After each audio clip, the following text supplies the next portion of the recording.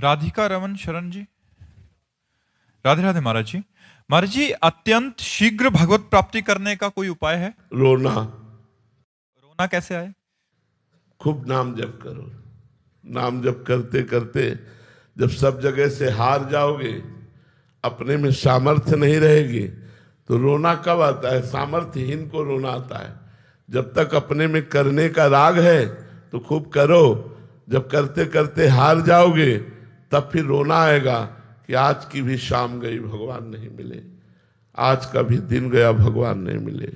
क्या करूं, कहाँ जाऊं, किसके पैर पड़ूं, किससे प्रार्थना करूं? अब जिया नहीं जा रहा, दरस बिन दुख न लागे नयन। वो चिल्ला चिल्ला के रोता है, हा हरि, हा प्रियाजू, अब कृपा। यही से शीघ्र भगवत दर्शन होता है, यही से भगवत प्राप्ति होती है।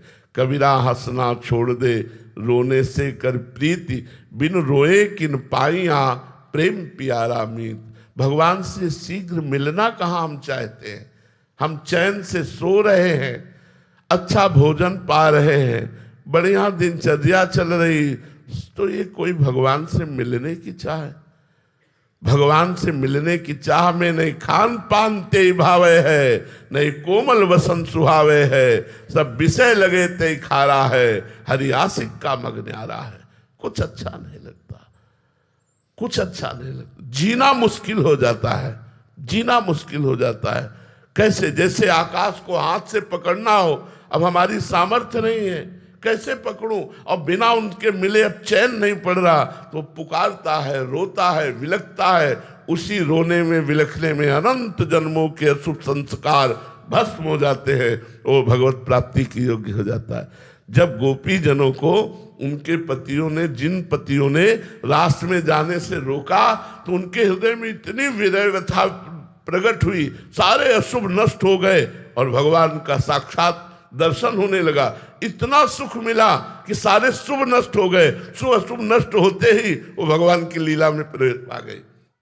जो गोपी सशरीर गई, उनसे पहले वो भगवान के पास पहुंच गए। तो हमारे अंदर विरह जागे भगवान की मिलन का। इसके लिए खूब भजन करो।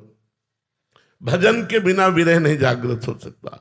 खूब भजन करो और भगवान की लीला कथा पढ़ो, भगवान की लीला कथा सुनो और भगवान से प्रार्थना करो कि मुझे रोना आ जाए, मुझे आपके लिए तड़पना आ जाए, विकलता आ जाए, आपके बिना जिया न जाए। प्रभु ऐसा विरह दे दो। देखो भूरी सखी के पद पढ़ करके देखो, वो कैसे चिल्ला चिल्ला के रो रहे, लेकिन देख लो खान पान नहीं भावे है। भूरी सखी जी जो सेवा कुंज में चना फेंक दिए जाते थे बंदरों को, और जो बंदर भी नहीं खाते थे, वो एक मुट्ठी बीन कर लाते और यमुना जल से धोकर उन्हीं को पा करके रात दिन राधा राधा रोते। तो एक दिन श्री जी ने गोस्वामी जी को प्रेरणा की कि हमारे भोलानाथ भूरी सखी यमुना किनारे भूखी रहते, हमारा प्रसाद उनको पहुंचाओ। तो थाल का प्रसाद ले गए और जब कहा कि श्री जी ने स्वयं उन्हें गोस्वामी जी को आज्ञा करी कि भोलानाथ जी को प्रसाद ले जाओ, तो प्रसाद आया है, तब और गुस्सा हो गए कि आप हमारी पीड़ा जानती हो, आप हमें प्रसाद देकर तसल्ली देना चाहते हो, आप स्वयं नहीं आना चाहती। एक इनका लिया, यमुना जी में प्रवाहित कर दिया और रोते। तब उनको भगवत साक्षात्कार। रुदुर सुस्वरम राजन, कृष्ण दर्शन लालसा। जब कुछ अच्छा नहीं लगता, कैसे मिले कैसे मिले, ये चटपटी लग जाती है, तब भगवान का साक्षात्कार होता है। महाराज जी लगभग 27 साल हो गए इस मार्ग में चलते हुए, उसके बाद 27 जन्म भी हो सकते हैं और 27 सेकंड में भी मिल सकते हैं। अब ये विकलता हमारी है। इस मार्ग में चलना आप कितना चलते हैं? 27 दिन चल के दिखाओ, हमारे साथ आओ, 27 दिन चल के दिखाओ, जो तुम्हें पता चलेगा कि 27 साल में हमने क्या उखाड़ लिया और 27 दिन में हमने क्या पा लिया। कि कोई भोग नहीं, कोई मनोरंजन नहीं, कोई मित्र नहीं, कोई अपना नहीं, घर परिवार सब छोड़ करके, और ऐसे जब तरुण आएगा एकांत में कि लाडली जी अब कब मिलोगी, पूरा जीवन जा रहा है, अब कब मिलोगी।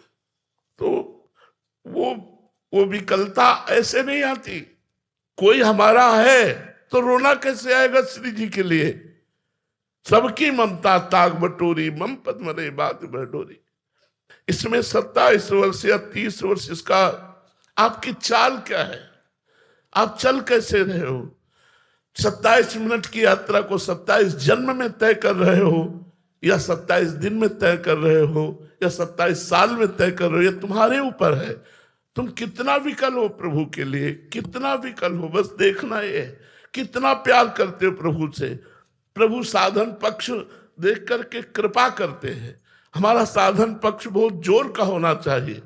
कई दिन भोजन नहीं पाए प्रभु के लिए, कितने घंटे तुम प्रभु के लिए विकल हुए, क्या भोग छोड़ा प्रभु के लिए, क्या राग छोड़ा प्रभु के लिए। अंदर से देखो, अभी हम शरीर राग में हैं, अभी परिवार राग में है, और दावा करते हैं भगवत साक्षात्कार का। कैसे हो? धीरे धीरे नाम जप करो, पहले राग नष्ट करो।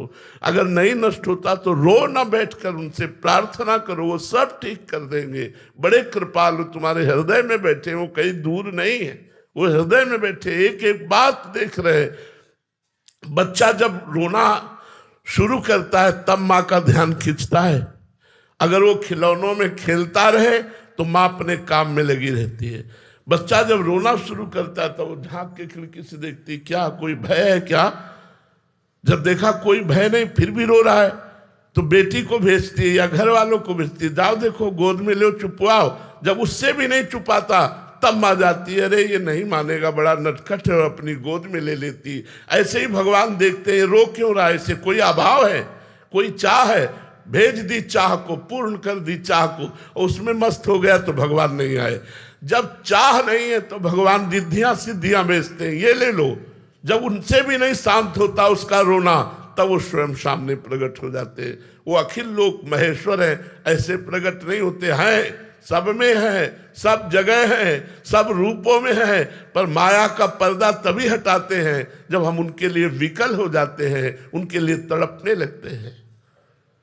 परीक्षित जी, नंदिनी जी, महाराष्ट्र से। राधे राधे महाराज जी। महाराज जी, क्या ये संभव है कि इसी पंचभूत शरीर में रहते हुए किसी भक्त को स्वर्ग लोक या उससे भी उच्च लोक का वास्तविक अनुभव हो जाए? हाँ, संभव है। भजन की गाढ़ वृत्ति उदय हो जाए तो तुकाराम जी सशरीर भगवान के वैकुंठ धाम को गए। मीरा जी सशरीर, मीरा जी का शरीर नहीं मिला। हरिवंश महाप्रभु सशरीर गए, चैतन्य महाप्रभु सशरीर गए। बहुत से ऐसे भक्तों के चरित्र आते हैं कि वो सशरीर भगवान के धाम को गए, उनका शरीर ब्रह्म रूप हो गया भजन करते हुए। तो अब साधारण तो नियम के अनुसार चलेगा कि शरीर छूटने पर ही असाधारण भजन। सबके देखते देखते विमान आया और सबसे भगवान नाम कीर्तन कराते हुए तुकाराम जी विमान में चढ़े चले गए। सशरीर, शरीर नहीं छोड़ा, सशरीर से ही वो वैकुंठ धाम गए। कभी किसी को मीरा जी का शव नहीं मिला, चैतन्य महाप्रभु का पार्थिव शरीर नहीं मिला, हरिवंश महाप्रभु का पार्थिव शरीर नहीं मिला। ये सशरीर सब भगवान के, मतलब इनका शरीर भी चिदानंद में था। तो अब वो तो आचार्य कोटि के महापुरुष हैं, पर अगर अपने भजन इस कोटि का हो तो भगवान ऐसा विधान कर सकते हैं। वैसे यहाँ का नियम है, काल मृत्यु लोक के शरीर को न, ध्रुव जी भी सशरीर गए। जब ध्रुव जी विमान पर चढ़ने लगे तो काल ने कहा हमारा बिना स्पर्श किए मृत्यु लोक से नहीं जा सकते आप। तो काल के सर पर पैर रख करके विमान पर चढ़े कि स्पर्श भी हो गया तेरा, और काल के सर पर पैर रखकर, यही तो भगवान के भजन की महिमा है। काल के सर पर पैर रख करके ध्रुव जी विमान, और आज भी अटल पदवी में ध्रुव शरीर से ही विराजमान है। तो अब ये भजन की बात है, अब इतना भजन हो जाए। अभी तो यहाँ भोगों से ही फुर्सत नहीं मिलती, भोगों के आकर्षण में हमारा समय नष्ट होता है। भजन कहाँ उस कोटि का, तो समझ रहे? बैठे बैठे अनुभव कर सकते हैं। देखो, बैठे बैठे अनुभव का मतलब होता है देह भाव का त्याग करके भगवत भाव रूपी शरीर की प्राप्ति, फिर उससे धाम आदि का दर्शन। जो दिव्य लीलाएं हैं वो इन शरीर से नहीं होती। दिव्य लीला के लिए दिव्य भाव होता है, जैसे सैचरी भाव, गोपी भाव, सखा भाव, वात्सल्य भाव, तो इनमें वो भाव देह प्राप्त होता है।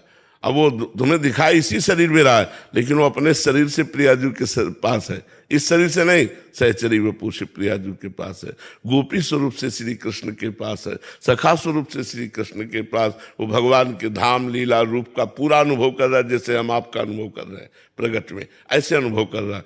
और वो ऐसे जो पीछे इतना ही तो खान पान शरीर की जो प्रक्रिया है वो हो रही बकाया वैसे।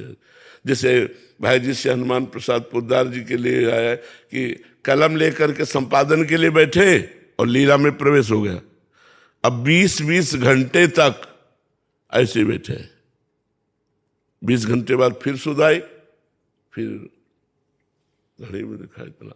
जैसे श्री बिहारी देव जी के लिए आता है, दतून करे 3 दिन 3 रात दतूने मुंह में लगी रही बिहारी जी के आंतरिक लीला में। तभी बिहारी जी को सेवा में दे दिया कि हमसे सेवा नहीं हो पाएगी प्रगट में, क्योंकि अब सुध ही नहीं, अब 3 दिन 3 रात तो कौन बिहारी जी को भोग लगावे, तो इसलिए सेवा के लिए दे दिया।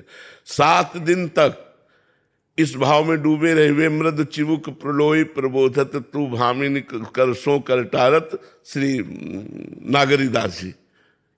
अब 7 दिन 7 रात को उसी शोभा में डूबे हुए। तो वो सिद्ध महापुरुषों का जो सिद्ध भाव देह होता है, उस भाव देह के द्वारा भगवत धाम, भगवत रूप, भगवत लीला का प्रगट रसास्वादन होता है, ये शरीर रहते हुए भी। समझ पा रहे हैं आप?